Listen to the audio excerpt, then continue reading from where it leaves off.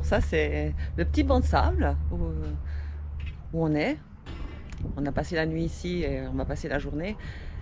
Ça, c'est le matin, quand il n'y a personne. Bon, il y a les locaux qui viennent installer toute une infrastructure pour les touristes, barbecue, etc. Donc, il n'y a pas trop de monde maintenant. Il est 9 heures. On va voir plus tard comment ça sera. À tout à l'heure.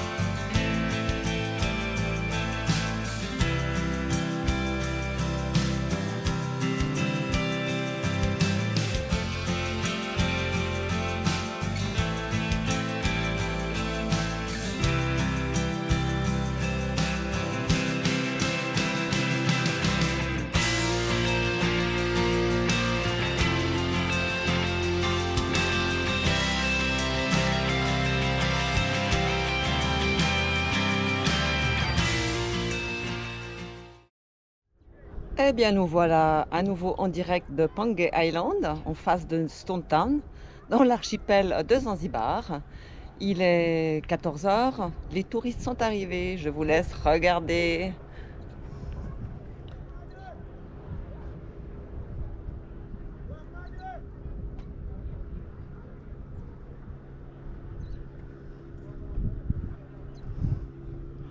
Bon, moi je crois qu'on est très bien sur notre bateau, hein.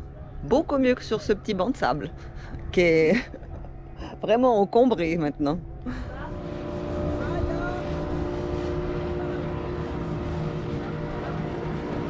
Voilà, on quitte Zanzibar là. On quitte Stone Town.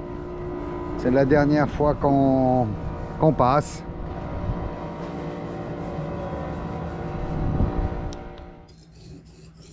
Ah, une activité aussi importante sur un bateau. On a des couteaux, mais il faut aussi les affûter. Donc, pour affûter les couteaux, ben, on a besoin d'une pierre à huile. Ça s'appelle une pierre à huile. Avec un côté pour dégrossir. Et puis un côté pour le finish, donc beaucoup plus fin. Et puis, contrairement à son nom, l'idéal, c'est d'utiliser... idéalement, c'est de la térébenthine, mais ça, on n'a pas à bord. Donc, on prend du mazout, du diesel. On enduit un peu la pierre. Et puis, ça permet justement de refaire le fil du couteau. La partie la plus... Bon, celui-là, je commence. Et puis, le test, il se fait ici, en général. Bon, celui-là, il n'est pas encore bon, hein, parce que j'arrive pas à me raser les poils. Voilà, dès qu'on est bon, ben voilà, ça se passe comme ça. Ça prend un peu de temps, et puis bon, ces couteaux ont déjà été faits plusieurs fois, donc je fais que la partie fine, mais quand ils sont vraiment en très mauvais état, ben, faut commencer par la partie grossière pour enlever le fil qui est pas beau sur un couteau. Puis comment tu inclines ton couteau?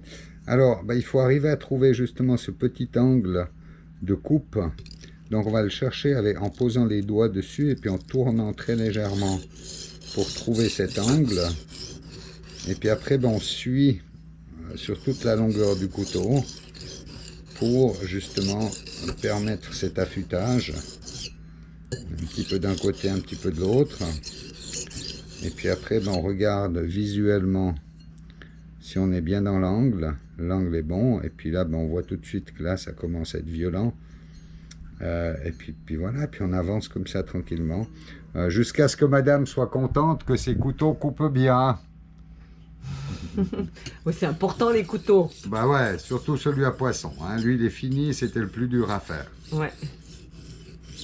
Alors aujourd'hui, on va faire une petite recette de cuisine. C'est une recette qui m'a été demandée par mon beau-fils qui vit à Montréal. Donc je la fais exprès pour lui et en plus je vous en fais profiter. Donc je vais faire de l'houmous libanais aujourd'hui. Et pour faire de l'houmous libanais, il faut des pois chiches, etc. Mais tout ça je vous expliquerai dans un deuxième temps.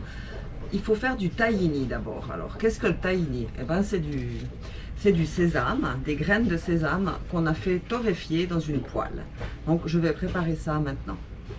Alors on va commencer la torréfaction des graines de sésame. Donc j'ai fait chauffer ma poêle et je verse mon sésame dans ma poêle. On attend que ça brunisse. Environ 5 minutes, ça va durer ce processus. Donc pendant que ça chauffe, on secoue la poêle comme ça, parce qu'il ne faut pas que les grains y brûlent. Vous pouvez aussi utiliser une spatule si vous n'êtes pas très habile pour jeter les graines de sésame. Donc comme ça. Vous voyez la belle couleur qu'ils prennent mes graines. Ok, on peut arrêter là.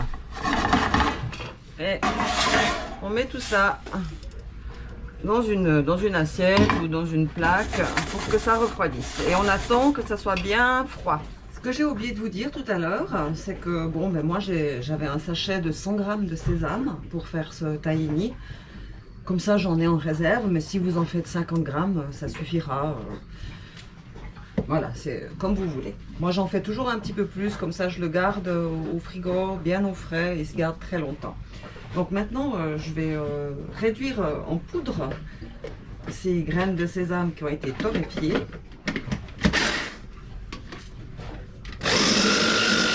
Donc voilà ce que ça donne une fois que ces graines de sésame ont été torréfiées. Comme ça, c'est devenu une poudre collante. Et maintenant, on va rajouter de l'huile d'olive. Et on continue à mixer jusqu'à ce qu'on obtienne une pâte homogène. J'ai bien mixé pendant 2-3 minutes et maintenant on va verser ce tahini dans un bocal et on le conservera au frigo très longtemps. Voilà, j'ai mis mon tahini dans mon bocal et voilà sous quelle forme il doit être. Un petit peu coulant pour que quand on l'utilisera quand on fabriquera de l'houmous, il va bien s'intégrer à la pâte. Alors voilà, on va passer à la fabrication de l'houmous maintenant. Donc comme tout le monde le sait, l'houmous c'est fait avec des pois chiches. Moi j'utilise des pois chiches secs que j'ai achetés et que j'ai mis sous vide pour les conserver parce que sur un bateau c'est la meilleure façon de conserver des légumineuses secs. Mais vous allez pouvoir utiliser une boîte de conserve qui marchera très bien. Donc ça fait à peu près 240-250 g de pois chiches pour cette recette. Voilà, alors ça c'est pour la facilité. Et puis j'ai mis tremper mes pois chiches une nuit. Je les ai cuits dans ma cocotte minute 15 minutes. Et voilà, mes pois chiches ils sont prêts. Ça demande une petite préparation en amont, mais on a le temps sur notre bateau. Donc voilà, j'ai mis mes pois chiches dans mon blender.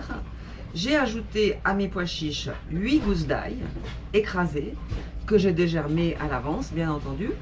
Et je vais encore rajouter un jus de citron. Un citron, quand je parle d'un citron, je parle de citron jaune, bien sûr, mais comme ici on n'en trouve pas, donc j'ai mis 2 jus de lime. Je rajoute à cette préparation 2 cuillères à soupe de tahini. Ensuite, on va rajouter un petit peu de sel, un peu de poivre et de l'huile d'olive. Un petit peu pour commencer. Et on va remettre tout ça dans le blender. Là, j'ai sorti mon gros blender parce que le petit de tout à l'heure, il n'est pas assez puissant. Donc, on y va. On mixe tout ça. Bien fermé pour pas que ça vous explose à la figure. Et petit à petit, on va rajouter de l'huile d'olive pour que ça devienne une pâte magnifique et homogène.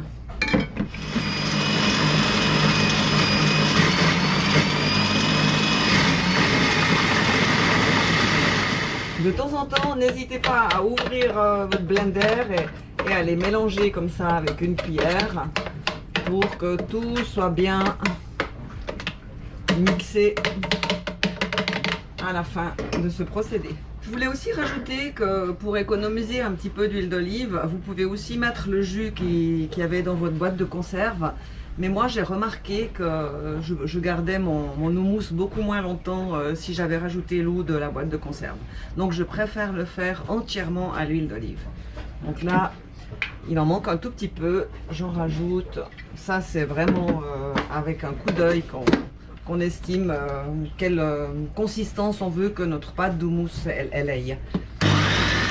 Donc maintenant, on va la goûter. Ah, ça, c'est pour vous montrer un petit peu la consistance qu'elle doit avoir. Parce que bon, il faut qu'elle se tienne sur une tartine ou sur un crackers ou ce que vous avez envie. On goûte. Pour rectifier s'il faut du sel ou du poivre, elle est parfaite comme ça, ma pâte. Voilà, c'est bon. Bon, ben maintenant, je vais le mettre dans un bocal. Voilà, j'ai terminé. Donc, je l'ai mis dans mon bocal. Et pour que ça se conserve bien, qu'il n'y ait pas de moisissure en surface, on met un petit peu d'huile d'olive sur le dessus et au frigo. Et quand vous allez en manger, et s'il vous en reste dans le bocal, poussez bien votre pâte d'houmous tout en bas, en faisant attention que sur les parois, il n'y ait plus de mousse. Et vous remettez chaque fois une petite couche d'huile d'olive dessus. Elle se gardera beaucoup plus longtemps. À moins que vous mangez tout d'un coup, il n'y aura pas besoin de faire ça. Mais voilà, c'est fini. Donc voilà ma pâte, mon houmous. En fait, c'est une recette que j'ai trouvée sur internet. Donc c'est très facile. C'est de l'houmous libanais. Oui, c'est encore moi.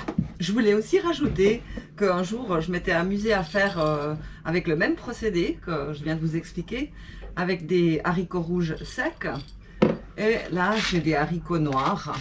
J'ai aussi essayé les deux et ça marche très bien. Donc, à vous d'expérimenter tous ces légumineuses qui sont super intéressants au niveau nutritionnel, quoi. Ben voilà, c'était tout. Ah, puis je voulais aussi embrasser tous les Québécois, parce que je sais qu'il y en a quelques-uns qui me regardent. Et bien sûr, tous les autres. Allez, ciao! On est arrivé à Dar el Salam. Et puis, bah, c'est la dernière fois qu'on va passer à Dar el Salam. Hein. On a les copains qui vont arriver dans quelques jours. Et devinez qui c'est qui revient nous voir. C'est qui? C'est Sylvie et Piu. Voilà. Ah, mais qu'est-ce qu'on est content, on les adore. Donc on les attend dans quelques jours. Bah, c'est toi qui causes ou c'est moi qui... Mais vas-y. Je voulais juste dire ça. Mais t'as raison. Ouais.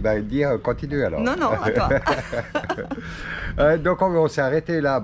Déjà pour les récupérer, on va faire des courses. Hein. C'est vraiment le gros truc pour faire les courses ici.